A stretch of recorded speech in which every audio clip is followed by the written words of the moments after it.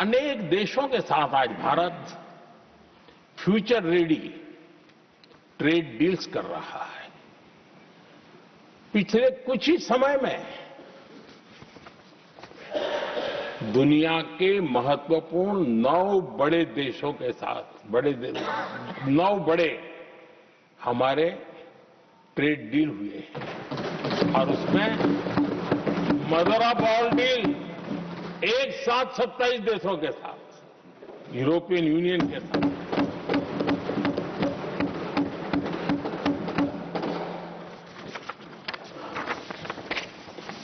जो लोग थक गए,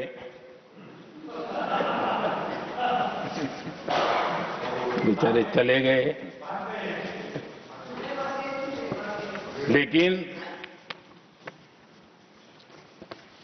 कभी न कभी उनको जवाब देना पड़ेगा कि देश की ऐसी हालत कैसे बना के रखी थी कि दुनिया का कोई देश हमसे डील करने के लिए आगे नहीं आता था।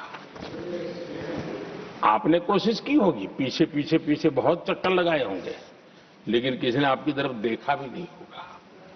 क्या स्थिति ऐसे पैदा है? दुनिया के देश ऐसे ही भारत के साथ डील नहीं कर रहे हैं। आदरणीय सभापति जी, इसके पीछे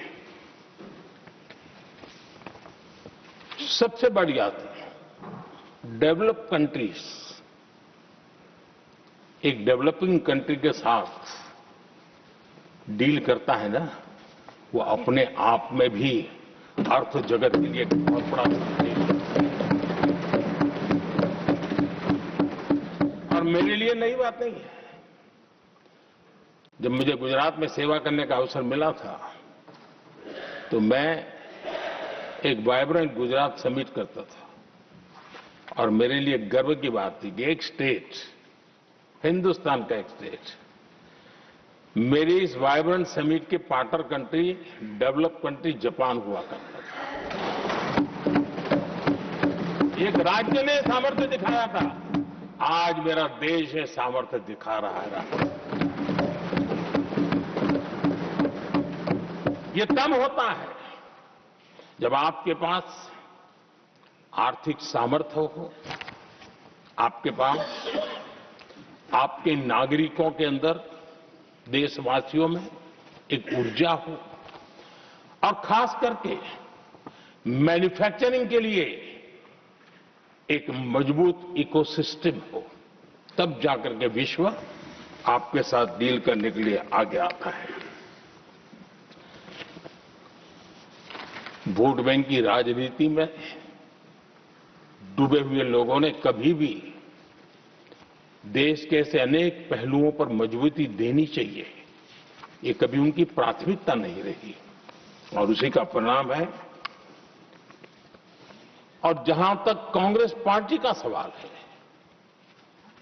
मैं साफ साफ कहना चाहता हूं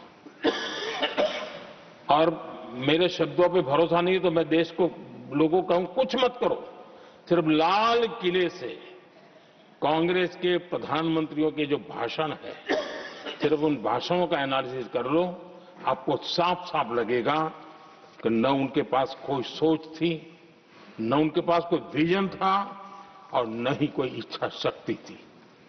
और इसका परिणाम है कि देश को इतना भुगतना पड़ा।